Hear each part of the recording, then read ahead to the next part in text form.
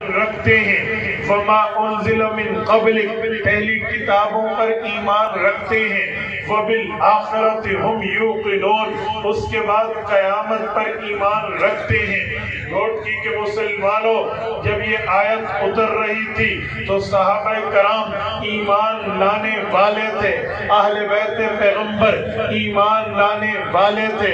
اللہ پاک نے اہل بیت اور صحابہ کے ایمان کے اوصاف کو اس آیت میں یوں بیان فرمایا ہے کہ ان کا ایمان بنیادی طور پر تین چیزوں کا نام ہے۔ نمبر 1 پہلی کتابوں پر ایمان رکھنا، نمبر 2 قرآن کریم پر ایمان رکھنا، نمبر 3 قیامت پر ایمان رکھنا۔ پہلی کتابوں میں تورات بھی ہے، زبور بھی ہے، انجیل بھی ہے، صحائف بھی ہے۔ ان کو ماننا، ان کو اپنے دور کی سچی کتاب تسلیم کرنا یہ مسلمان کے ایمان کا حصہ ہے۔ اس کے بعد فرمایا بما انزل من قبلک کے بعد والذین یؤمنون بما انزل الیک، جو حضور پاک پر اترا ہے، جو وحی اتری ہے، اللہ کی باتیں اتری ہیں، قرآن کریم الحمد کی الف سے والناس کی سین تک یہ مکمل قرآن پر ایمان رکھنا یہ ایمان کا حصہ ہے۔ نمبر 3 وبالآخرۃ ہم یوقنون قیامت پر ایمان رکھنا یہ ان کے ایمان کا حصہ ہے۔ میرے دوستو یاد رکھنا یہ عقیدہ ختم نبوت کی دلیلوں میں، عقیدہ ختم رسالت کی دلیلوں میں، عقیدہ ختم پیغمبری کی دلیلوں میں ایک بنیادی دلیل یہ ہے اللہ پاک نے ایمان میں پہلی کتابوں کی بات کی، پہلے نبیوں کی بات کی، پھر موجودہ کتاب قرآن کریم کی بات کی، موجودہ پیغمبر کی بات کی، اس کے بعد اللہ نے قیامت کی بات کی ہے۔ اگر حضور پاک کی کتاب کے بعد، حضور کی رسالت کے بعد، حضور کی پیغمبری کے بعد، حضور پاک کی نبوت کے بعد، اللہ کے نبی پر اترنے والی کتاب قرآن کریم کے بعد کوئی اور کتاب، کوئی اور وحی، کوئی اور اللہ کا حکم اترنا ہوتا تو آیت میں یوں جگہ موجود ہوتی فما انزل من بعدک کہ جو آپ کے بعد اترے گا اس کتاب پر بھی ایمان لازم ہے، جو آپ کے بعد نازل ہوگا ان کتابوں پر بھی ایمان ضروری ہے۔ لیکن اللہ نے من قبلک کی بات تو کی ہے، من بعدک کی بات نہیں کی۔ پتہ چلا حضور پاک سے پہلے نبی آئیں گے، حضور کے بعد نبوت ختم ہے، حضور سے پہلے کتابیں اتری ہیں، حضور کے بعد کتابیں ختم ہیں، حضور پاک سے پہلے رسالت جاری ہے، حضور پاک کے بعد رسالت ختم ہے۔ جب یہاں رسالت ختم، نبوت ختم، پیغمبری ختم، کتابیں ختم، اب کیا ہوگا؟ رب نے فرمایا وبالآخرۃ ہم یوقنون، اب قیامت تو آ سکتی ہے، نیا نبی نہیں آ سکتا۔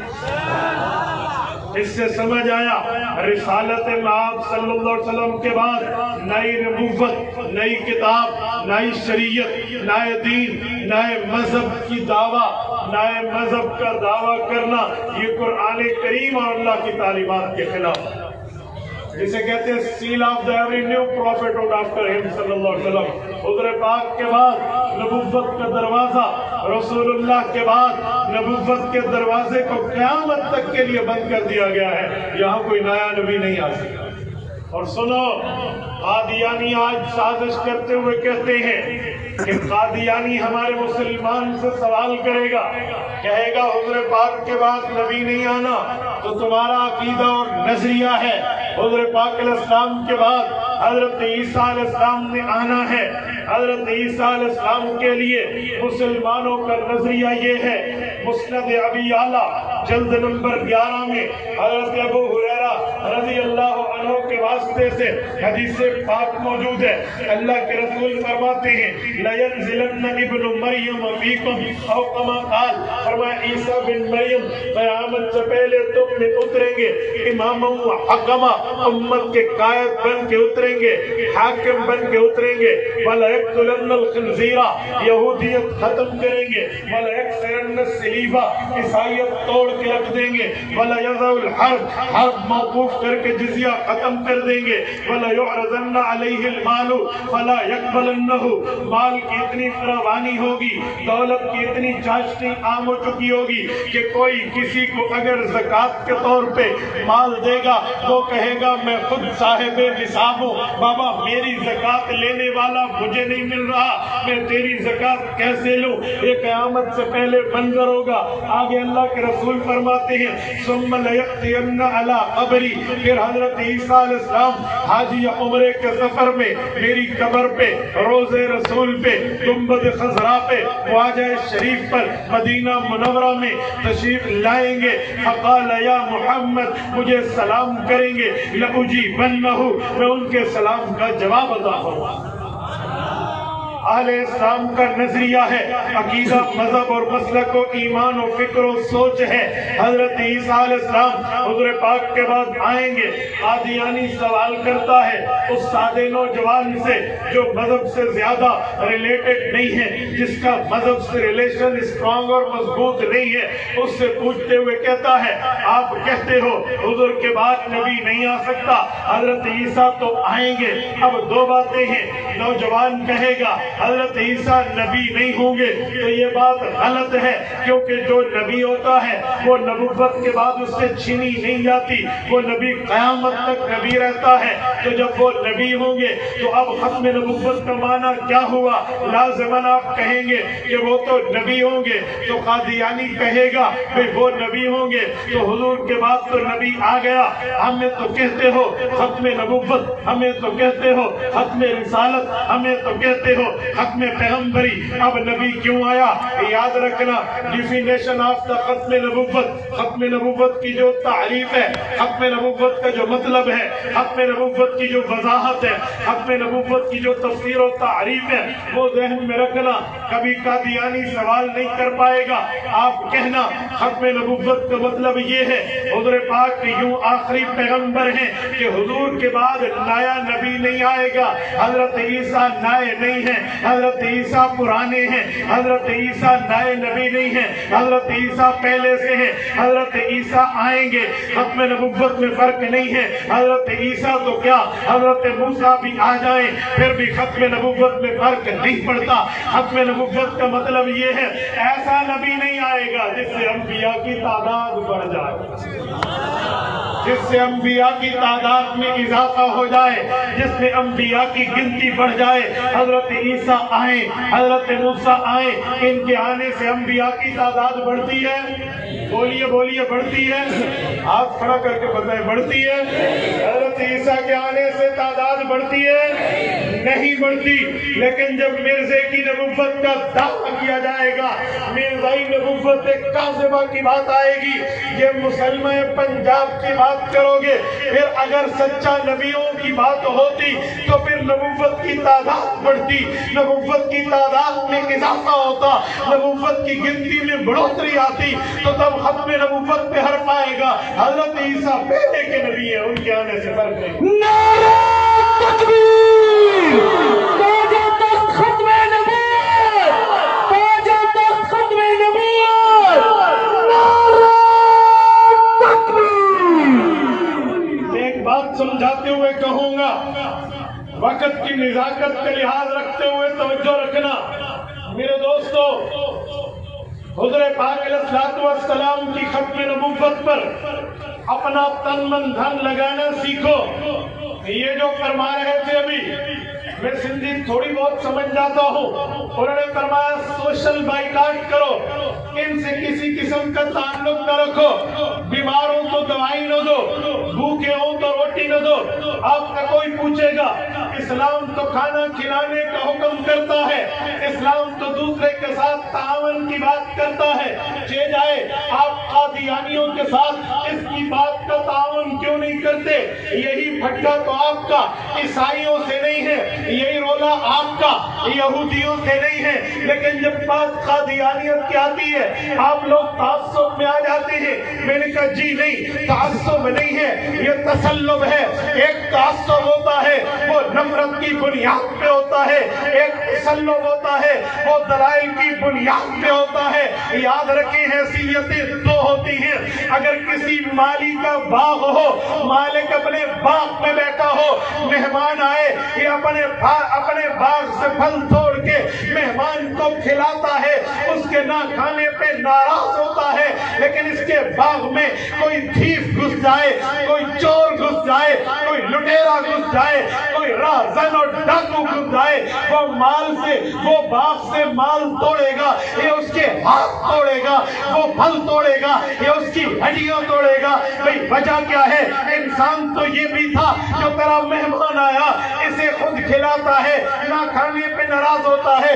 इंसान तो वो भी है और वो तोड़ के खाता है, उसे खाने नहीं देता। दुनिया का बेवकूफ बंदा भी इसको गलत नहीं कहेगा। कॉमन सेंस से अक्लमंद बंदा, टैलेंट रखने वाला ये जवाब देगा, भाई वजह ये है उसने खाया है तो किसी उसूल से रूल को फॉलो करते हुए, तरीके के साथ, आदाब के साथ, पूछ के मेहमान नवाजी के तौर पे। लेकिन ये मेहमान नवाज नहीं है, ये डाकू है, ये लुटेरा है, ये चोर है, ये उचक्का है। इसने डाका डालने पर राहज़नी इख्तियार की है। पता चला इंसान दोनों हैं। जब वो आदाब तोड़े, कानून तोड़े, रूल तोड़े, तरीके तोड़े, ज़वाबित तोड़े, फिर मामला हट जाता है, मामला बदल जाता है, तर्ज़े तब्दील हो जाता है। हमने कहा भाई ऐसे है, कादियानियों को भी देखो, ईसाइयों और यहूदियों को भी देखो। यहूदी और ईसाई जो है वो सच्चे नबी के पैरोकार हैं। हजरत मूसा नबी कीना अलैहिस्सलातु वस्सलाम, हजरत हारून अलैहिस्सलाम, हजरत उज़ैर अलैहिस्सलाम, हजरत यूशा बिन नून अलैहिस्सलाम वक़्त के सच्चे पैगंबर हैं। इनके ऊपर ईमान रखना अपने दौर में सही था। आज यहूदी अगर हुजूर पर ईमान रखते, इनको मानते, हमें मसला ना होता।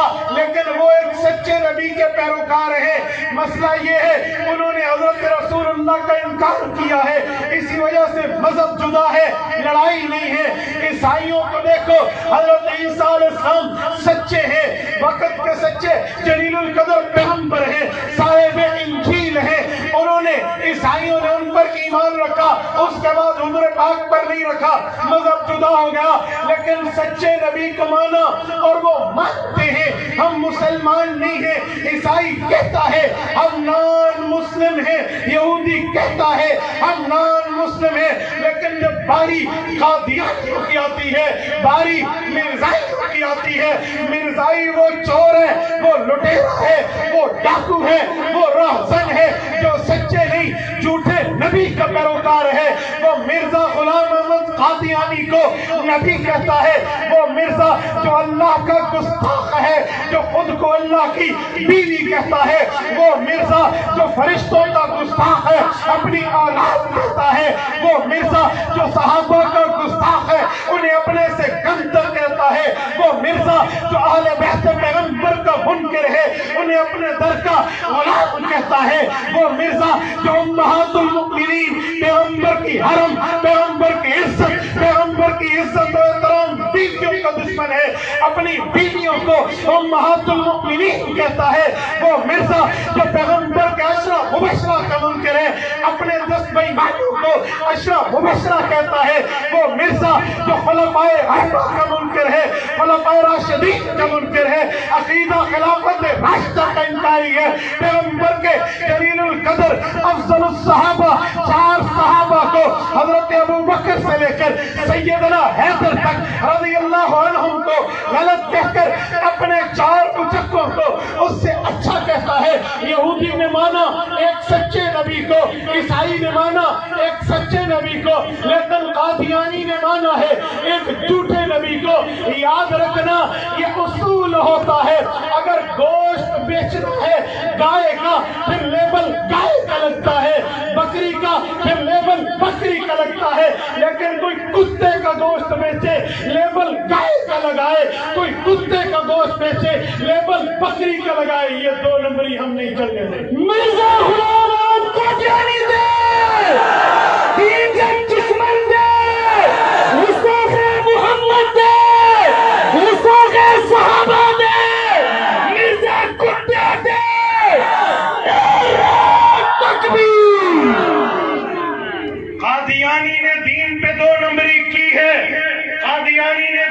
نے ڈاکہ ڈالا ہے، قادیانی نے جعلی طریقے پر وار کیا ہے، یہ اسلام کی بنیادیں ہلانے کے مترادف ہے، یہ دین کی بنیادیں کمزور کرنے کے مترادف ہے، یہ حملہ اللہ کے قرآن پہ ہے، رسول اللہ کے فرمان پہ ہے، پیغمبر کی بات پہ ہے، پیغمبر کی ذات پہ ہے۔ مسلمان پیغمبر کے در کا چوکی دار ہے، مسلمان پیغمبر کے در کا پہریدار ہے، غدار نہیں ہے۔ ہم نہیں چلیں گے، ہم گناہگار ضرور، خطاکار ضرور، روسیہ کار ضرور، لیکن پیغمبر کے غدار نہیں ہیں، ہم نبوت کے غدار نہیں ہیں۔ ہم نے کل بھی پیغمبر کے در پہ چوکیداری کی ہے، ہم آج بھی رسالت مآب کے در پہ چوکیداری کرتے ہیں، ہم تا قیامت جب تک زندگی حضور کے در کے چوکیدار رہیں گے۔ شان مصطفیٰ،